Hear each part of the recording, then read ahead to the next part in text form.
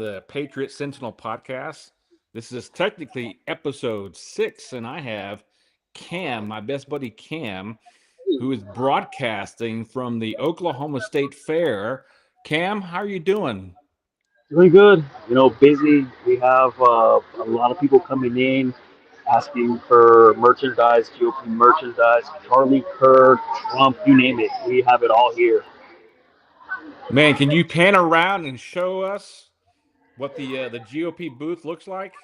Sure. Okay, so right here we have some socks. We have signs. We got our shirts, everything. We have our legislators.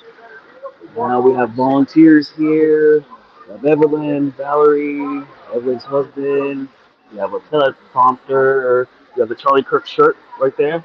Love that shirt. Yeah, we have our county assessor right there working. Larry Stein. Our shirts right there.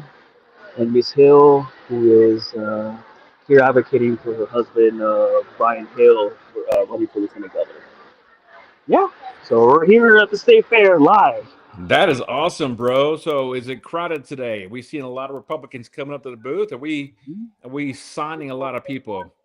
Yeah, no, we're getting a lot of people coming in. We have people signing up for to register for this coming up election. So it's been busy, fairly busy today. It's been a fairly busy week. Today is Tuesday, right? Mm-hmm. Yes, sir. And Yes, sir. tomorrow is going to be 1 week from the assassination of Charlie Kirk. This has been around the cycles, the news feeds, the podcast feeds, and I don't think we really had anything here in Oklahoma discussing this live, but this certainly has an ominous feel to it. And in our other discussions, most of us were live after 9/11, but for the people that were following Charlie Kirk, the 24-year-olds, the 25-year-olds, they 31. weren't born, and they have this feeling of loss, and it's an immense loss that only people like you and I and everyone in our age group who witnessed and lived through 9/11, and we have that feeling today. Speaking for myself, it feels like the country was just attacked again. Is that the feeling you're feeling as Yeah, well? no. Last time I felt like this is it was when you saw the towers coming down, and it. I didn't think that September 10th was going to be practically the same thing. It felt weird. My wife and I talked about it, and in the U.S., of course, we felt it, but globally, Charlie Kirk has been a symbol. I've seen in Europe, London, all these areas where it's not the U.S. where Charlie has become more than a legend, a symbol, I will say. A symbol for free speech and religion. So, Mhm. listening to both sides, and what really disgusts me the most are the politicians on the left, our so-called Democrat friends. And you hear a lot of podcasters and news broadcasters and opinion shows, and when they refer to the left, what they really want to say is those motherfuckers on the left. And but they have to be civil about what they say because words do matter, and they say our friends on the left. But this is about religious freedom and the First Amendment. Freedom of assembly, too, if you really think, also put that in there. Yes, exactly. And so, you know, the big debate we're having now is free speech. So Mhm.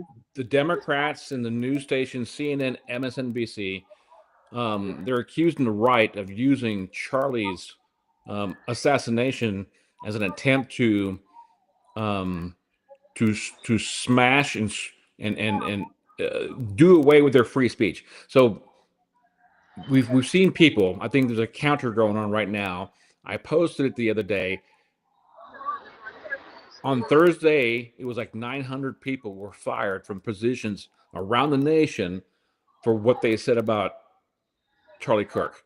Mhm. And I know you, like me, I'm a free speech absolutist, and and to an extent, okay, to an extent, if you are a public servant or an official in a public capacity or with influence, like a teacher or professor, if you're a doctor, airline pilot, police, soldier, then shut the fuck up. All right. Because in the military, and look, I'm going to be honest. In the military, the Uniform Code of Military Justice, in uniform, we can't say nothing publicly. All right. We have to keep our mouth shut. When the Lewinsky scandal happened during Bill Clinton's presidency, um, I was out and we were having lunch and we were discussing it off the base in a private setting, and somebody had to remind us that even though we're not on the base, we're still wearing the uniform, and even out of uniform in a public environment, for those folks who knew us and who knew we were active duty members, we were not allowed to have those discussions because the public trust the public trust that the taxpayers entrusted into every military member is that we represent the government, which really we represent we the people. Of And course. so that that applies to everyone now. Okay. Do you agree or disagree?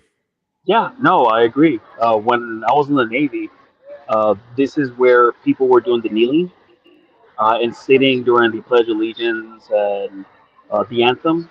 And I remember talking to some of my colleagues and remind them that we are there to stand by and support our Constitution and our flag. And we as service members, we have to remember that. And I remember some of my colleagues were told, and they didn't like it, but we signed the dotted line saying we were going to be there to volunteer and serve for our country. Exactly, and that just we still live that lifestyle today. But if you're an airline pilot and a doctor, we don't want to hear your thoughts on immigration. As a pilot, your job is to fly the damn plane, and that's it. As a doctor or a nurse, even a veterinarian, old boy up in Edmond who lost everything, why would you want to go to somebody who hates half his client base, Well, right? and Rashard, I will say, I feel like sometimes people forget that yes, we have the freedom of choice, freedom of speech, but we don't have the freedom of consequence. And when people just decide to say the wrong thing, there are consequences out there. And like you said, this individual who owned a business should have known better because the clientele that he lives around are fairly conservative. He should have known his audience. Sorry. Now, what about private businesses? So there was a clip last week at I think um, a copy shop. We lost you for a second. Um, uh, did you watch that clip last week about? I think it was an Office Depot clip where they wanted some Charlie Kirk posters printed for a vigil, and they had dropped off the order. Came back hours later, hoping the job would be done, and we're losing you. Are you there, Cam? And we lost Cam. Um, he's going to chime back in here. So the detriments of free speech. You have the right to say what you want, of course. As a civilian, do your best or do your worst. But the consequences of your behavior and your speech, it will come back. And civilians who work for the federal government, there he is. I'm so sorry. No, it's okay. I guess I had a little bit of a hiccup, so I had to come back in. Okay, okay? Let's go back to the conversation about free speech. Now, private companies, do they have the right to tell their employees that you don't fit our brand? So last week at Office Depot, they had a customer came in and wanted some posters copied for a visual for Charlie Kirk. Came back about 3 hours later, and the job was not done, and basically was told that they can't do propaganda. I think that person was fired, both of them. Do you think that private corporations have the right to censure, in cases like this, their employees? See, I don't think it's about censorship. I think it's more of they're being compensated to do a job, and if their beliefs are something completely different, they might want to get a different job rather than be at the expense of losing some kind of let's say contract or money for their company. Because at the end of the day, the company is going to be suffering, uh, a loss of a client. And if this could have been a different company, let's say they were for it, I bet there would be some kind of boycott also. You know? I agree. I agree. And so, like you said earlier, and like every American has said before us and said last week and said now, and probably listening to this, is that you do have freedom of speech, but you have to face the consequences of what you say. More importantly, if you are an educator or professor, you're just as guilty because we talked about indoctrination at our universities. And the individual, we'll say his name, Tyler Robinson, he was a star pupil, 4.0, grade average. I think 1% of his ACT score. Um, come from a strong Republican family, MAGA. They voted for Trump. They love MAGA. And he does the most heinous thing that his family and us and we as citizens can do to another person Mhm. because, and maybe it didn't happen in school, but he was radicalized. He was radicalized by the far left's echo chamber that everything about republicanism or conservatives are bad. So, Richard, I will say, I feel like sometimes colleges, universities, they're welcome. They welcome the idea of having free thoughts, which again, that's okay. But a lot of times we don't have the presence of what uh, what how to be a patriot, or let's say focus on the good of what the U.S. have brought to this country, or what America is all about. In my opinion, I don't see that as often unless you take some civic class. I remember when I was in public schools when I was a kid, we would stand up for our anthem, and we were proud about it. Nowadays, I feel like some of our kids are lost whenever they're saying the pledge, singing the anthem or doing the Pledge of Allegiance. We don't see that, that honor, I guess. Do you think that everyone of legal age at 17 or 18 should join the military and serve at least one tour? Yeah, I think so. Why not? If if if you have an opinion about how this country should be ran, you should be able to serve too. You know, I think that's what's the right thing. I feel like if you go to any other country, a lot of the countries, so for example, Colombia, you are meant to serve from the age of 18 to like 25 Right. because you're supposed to be a patriot. Why is the U.S. a little bit different than that? Unless you're going to a draft. Look what happened in Vietnam. True. Hey, let's switch gears to something you wanted to talk about earlier today. The young Republicans, college Republicans. Um, they've gone through a whole lot this last year. And I know you were deeply involved in that and their opinions on both sides. Um, so, what are your thoughts on what happened with Charlie Kirk? Any correlation with the young Republicans, college Republicans? So I've talked with a lot of the young Republicans and college Republicans. I'm a young Republican, yeah, and then I'm going, oh wow, I do qualify for that. But I had a conversation with uh, some of the guys, and of course they're upset because Charlie Kirk spoke the truth, and like they told me, hey Cam, I'm gonna be more involved in my precinct, and I'm going to make sure that in my college campus, I'm going to be a Charlie. I'm going to be Charlie Kirk out there. I'm going to make sure I speak the truth.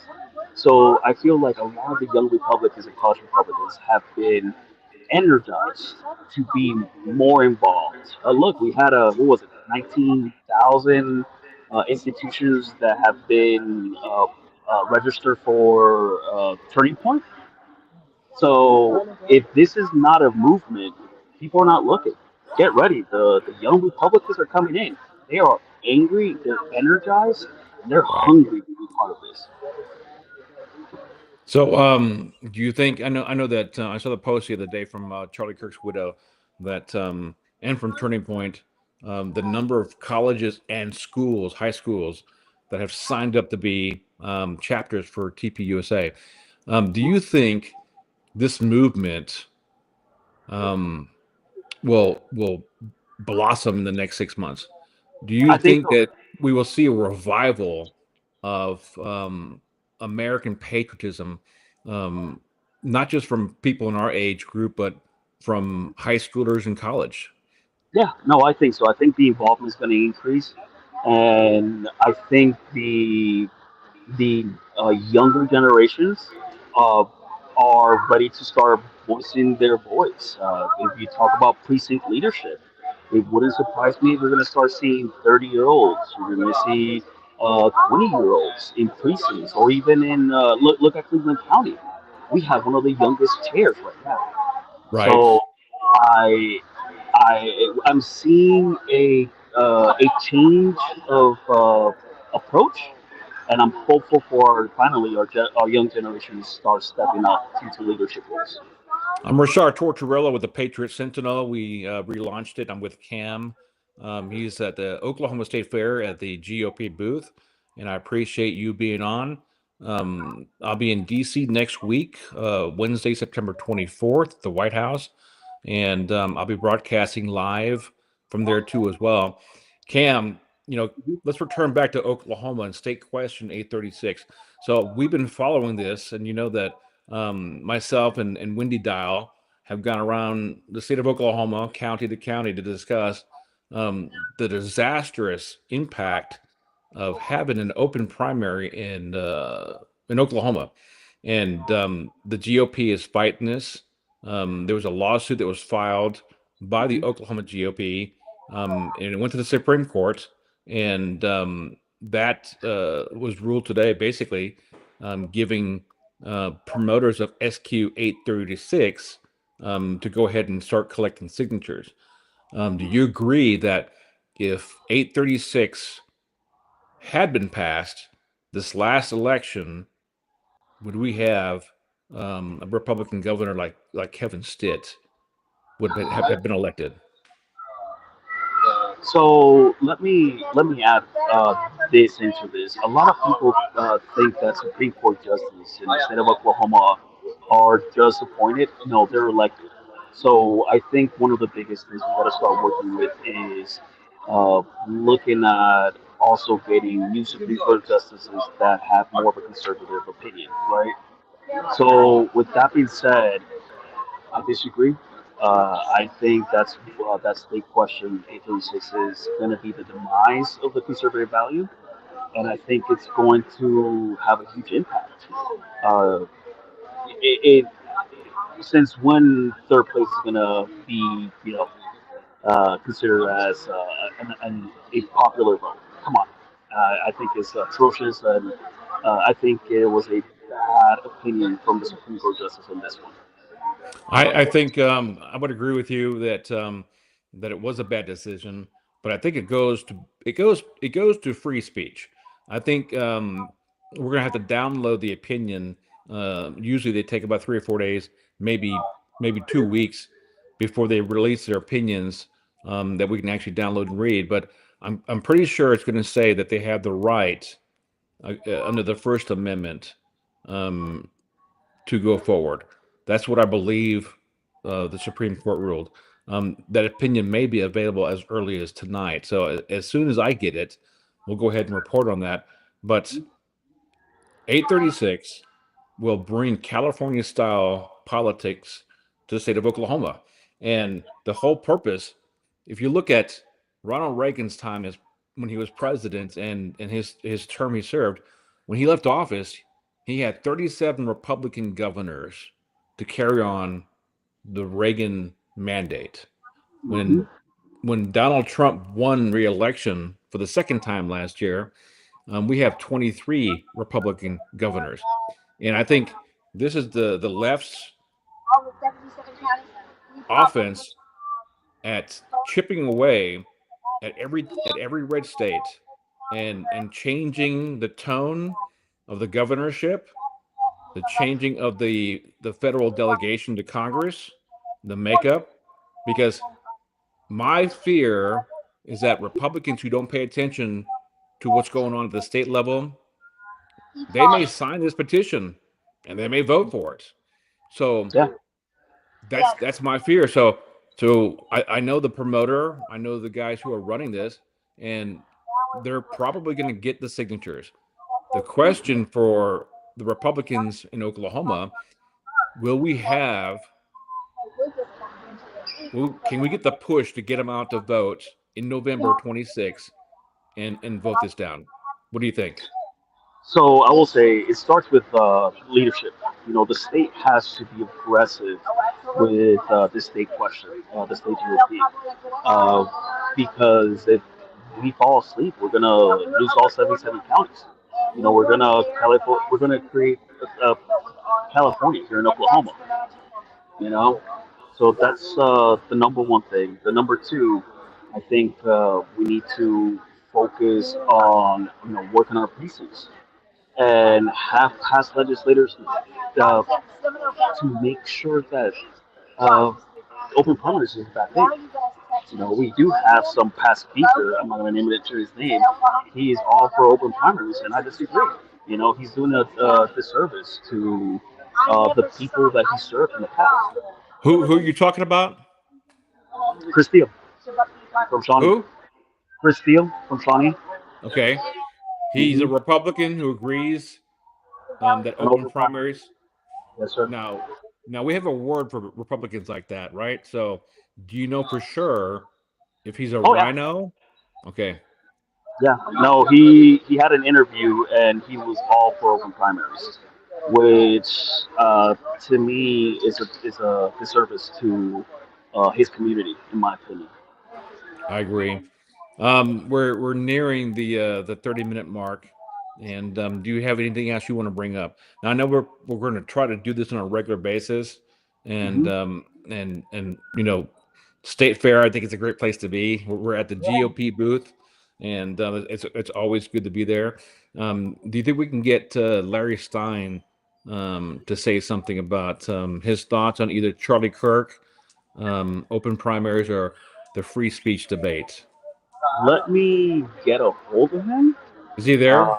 he's right here. He's talking actually to a Democrat legislator that Okay. wanted to come and check this place out. So I'm waiting for him to have an opening so he can come and talk to us. Are Like there I any said, other are there any other candidates there right now? we have people right now purchasing stuff. We have all the volunteers spending and buying merchandise. So I feel like I'm not doing my job, but that's okay. It's I'm okay. waiting. Hey, go ahead. I'm waiting for somebody to become available, but it's okay. As we have a full, like we have people like right now like we're running cards and getting cash right now for fundraising for the state GOP. So that was state GOP for the Oklahoma County GOP. So I'm really excited. So Hey, yeah, so I'm really excited for you here tonight. Hey, so Cam, thank you for joining us, and we'll see you next week. And thank you for joining the sixth episode of this year of the Patriot Sentinel podcast. And Rashard Tortorella, your host, and Cam, thank you for being on tonight. take care, brother, man. I appreciate you.